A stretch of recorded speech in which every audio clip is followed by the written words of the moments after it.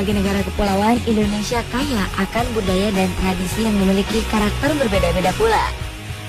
Membahas kebudayaan, kita tidak akan habis-habisnya, apalagi jika yang melakukannya adalah anak-anak. Berikut on the spot merangkumnya dalam 7 tradisi khas anak Indonesia.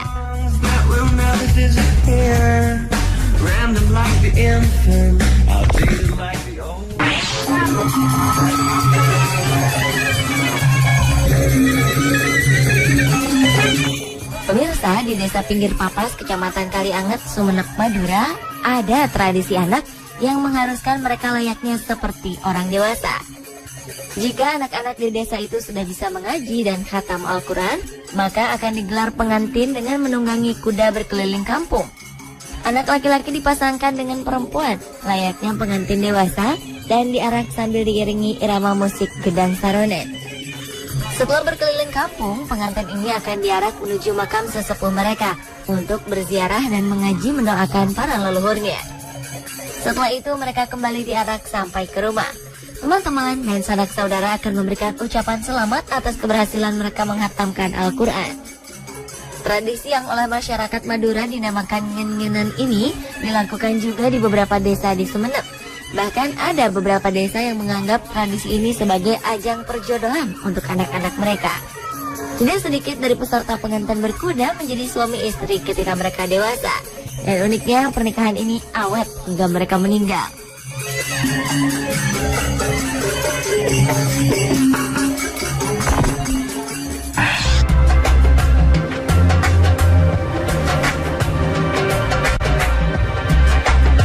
Dari Dieng, Jawa Tengah, ada juga tradisi anak-anak yang sudah terkenal sejak dulu loh.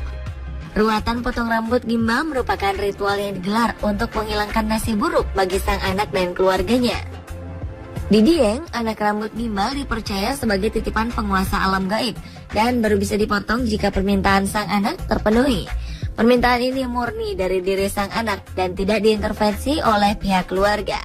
Kabarnya jika permintaan sang anak tidak dikabulkan dan rambut mereka dipotong, mereka akan sakit dan rambut kembali gimbal.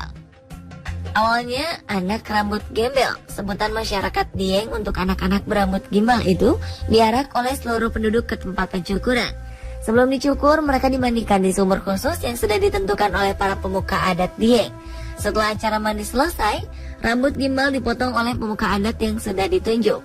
Jika rambut sudah dipotong, benda yang diminta sang anak harus diberikan kepada anak tersebut.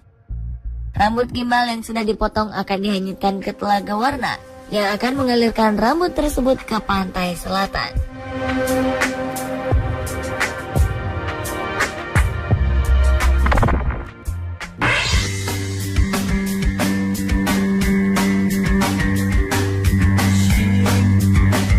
Di Indramayu, Jawa Barat, sebagai wujud syukur atas lahirnya anak perempuan sekaligus menjadi penanda bahwa sang anak perempuan tersebut beragama Islam, ada tradisi yang dikenal dengan sebutan Rasulan.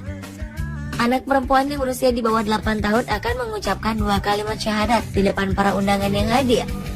Anak-anak perempuan itu kemudian diarak bersama singgasana keliling desa Karangsong. Mereka berpakaian adat bak putri kerajaan. Arak-arakan ini juga diiringi tabuhan musik khas desa setempat sehingga menambah meriah suasana.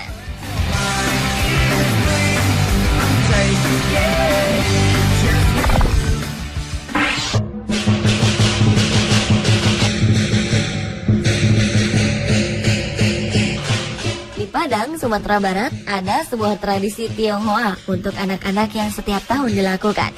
Tradisi tersebut dinamakan sipasan berkepala naga. Tradisi mengangkat sebuah tandu berbentuk lipan raksasa ini biasanya ditunggangi oleh sejumlah anak. Pada tahun 2013, tradisi sipasan ini memecahkan rekor dunia atau Guinness Book of Record. Sebanyak 1.500 pria dewasa berhasil mengarak sipasan yang panjangnya 243 meter dan ditunggangi oleh anak-anak berjumlah 223 orang. Mereka mengarak sipasan ini sejauh 1.900 meter. Sipasan Padang ini berhasil mengalahkan rekor yang dicetak oleh sipasan Kinmen County di Taiwan yang juga pernah meraih Guinness Book of Record. Sipasan Taiwan memiliki panjang 168 meter dan ditunggangi oleh 200 anak dan diarak sejauh 1.680 meter.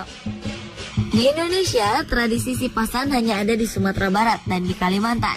Pergelaran sipasan ini disaksikan oleh ribuan masyarakat Kota Padang.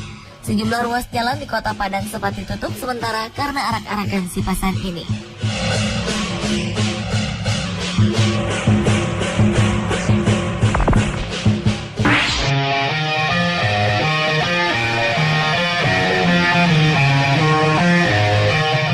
Pemirsa, tahukah Anda kalau karapan sapi ternyata tidak hanya dilaksanakan di Madura saja? Orang Madura yang tinggal di Lumajang juga melakukan tradisi yang sama. Namun di sini, yang menjadi joki karapan sapi adalah anak-anak. Mereka berusia dari 11 hingga 14 tahun. Untuk dimenangi lomba, sapi yang dinaiki joki harus bisa melewati garis finish sepanjang 250 meter. Ternyata mereka juga punya resep khusus agar sapi-sapi ini bisa berlari kencang, yaitu dengan memberi sapi-sapi ramuan jamu jahe di tubuhnya. Hampir seluruh warga Lumajang ikut menyaksikan tradisi karapan sapi yang diadakan selama 3 hari ini.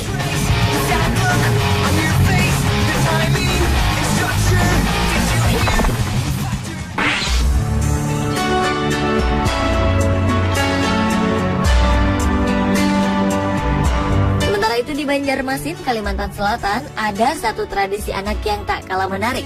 Bayun anak adalah tradisi yang diikuti oleh anak-anak Banjarmasin pada perayaan Maulid Nabi Muhammad.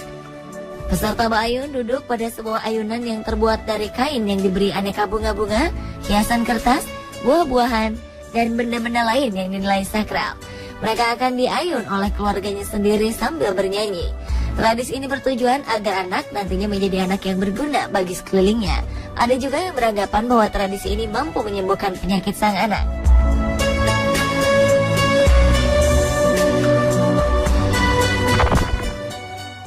Once upon a time, I believe it was a Tuesday when I caught your eye. We caught on to something. Demi melestarikan tradisi daerah, masyarakat Tulung Agung mengadakan tradisi reog kendang bagi anak-anak setiap tahunnya. Diiringi musik tradisional gamelan dan gending Jawa, anak-anak beratraksi memperagakan kemampuannya menari reog dan menabuh kendang.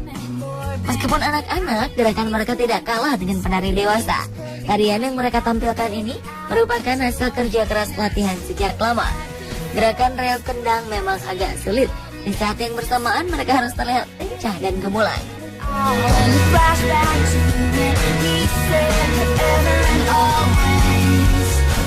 Pemirsa, itulah 7 tradisi anak khas Indonesia. Saksikan tradisi Indonesia yang menakjubkan lainnya hanya di On The Spot.